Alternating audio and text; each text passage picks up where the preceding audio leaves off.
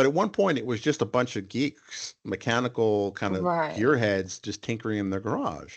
Like one of the funniest anecdotes that I've heard. I don't know if it's true, but it was basically there's a famous book called Think and Grow Rich by Napoleon Hill, and I he would love was it.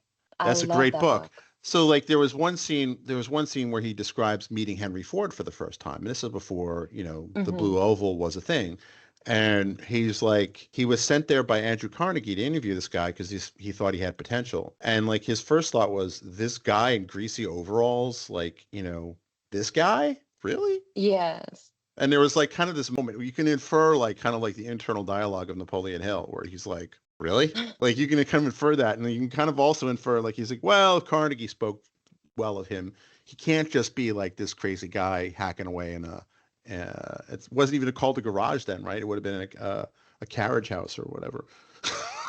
Right. So, but in order for that industry to become what it became, like you need everybody. You need people to work the assembly line, like so like it takes Hmm. I don't want to use the cliche term it takes a village, but I mean it takes a wide variety of skill sets and personalities to build out an industry. It And does. I don't